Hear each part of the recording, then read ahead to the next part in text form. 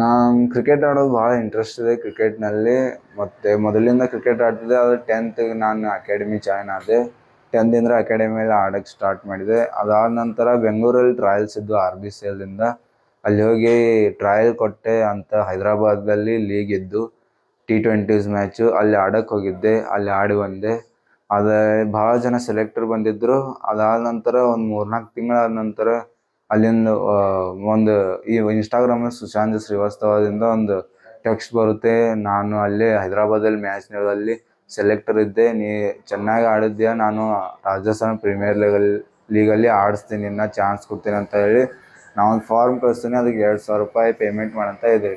ನಾ $2,000 ಪೇಮೆಂಟ್ ಮಾಡ್ತೀನಿ ರೀ ಅಂತ ಫಾರ್ಮು ಎಲ್ಲ ಕಡೆ ಕೇಳ್ಕೊಂಡ ನಂತರ ಕರೆಕ್ಟ್ ಇದೆ ಅಂತಲೇ ಪೇಮೆಂಟ್ ಮಾಡ್ತೀನಿ. ಅದಾದ ನಂತರ $22,000 ತುಂಬಬೇಕು NOC ಸರ್ಟಿಫಿಕೇಟ್ಗೆ ಅಂತ ಇದ್ರಿ. ಮತ್ತು ನಾ $22,000 ಪೇಮೆಂಟ್ ಮಾಡ್ತೀನಿ ರೀ ಅಂತ NCS ಸರ್ಟಿಫಿಕೇಟ್ ಅಂತ ಇದ್ರಿ. ಅದಕ್ಕೆ $35,000 ತನ ಅಂತ ಇದ್ರಿ. ಅದು ಪೇಮೆಂಟ್ ಮಾಡ್ತೀನಿ ರೀ.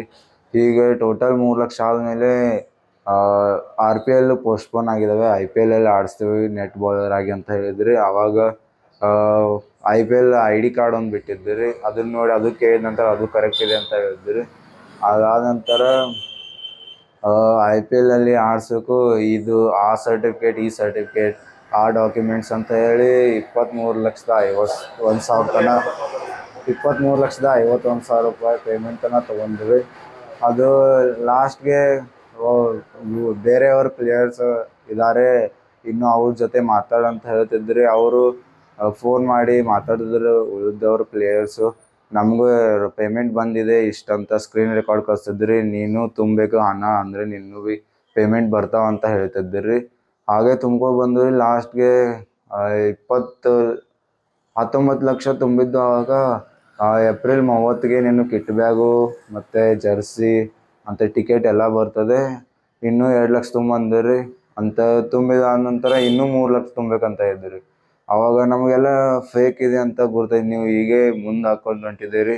IPL ಸೆಕೆಂಡ್ ಲೆಗ್ಗು ಎಂಡ್ ಆಗ್ಬತ್ತು ಮತ್ತು ಇನ್ನೂ ಏನು ಡಾಕ್ಯುಮೆಂಟ್ ಬರಲ್ಲ. ಮತ್ತು ಏಪ್ರಿಲ್ 30 ಕಿಟ್ ಬ್ಯಾಗ್ ಬರ್ತದೆ, ಜರ್ಸಿ ಬರ್ತದೆ ಅಂದಿರಿ. ಏನೂ ಬರಲಿಲ್ಲ.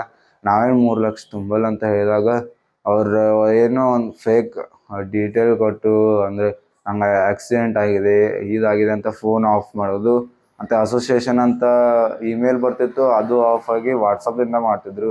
ಅದು ವಾಟ್ಸಪ್ದಿಂದನೂ ಆಫ್ ಮಾಡಿದರು. ನಾವು ಯಾವಾಗ ಪೇಮೆಂಟ್ ಮಾಡಲ್ಲ ಅಂದವಾಗ ಅಂತ ಒಬ್ಬರು ಬೇರೆ ಹೆಸರು ಪ್ಲೇಯರ್ ಹೆಸರು ಹೇಳಿ ಇನ್ನೊಂದು ನಂಬರ್ ಇದೆ ಅವ್ರದ್ದೇ. ಅದರಿಂದ ಈಗೂ ಕೂಡ ಟೆಕ್ಸ್ಟ್ ಮಾಡ್ತಾರೆ, ಇನ್ನು ಅಮೌಂಟ್ ಬರ್ತವೆ May 28 ತನ ಅಂತ ಹೀಗೆಲ್ಲ.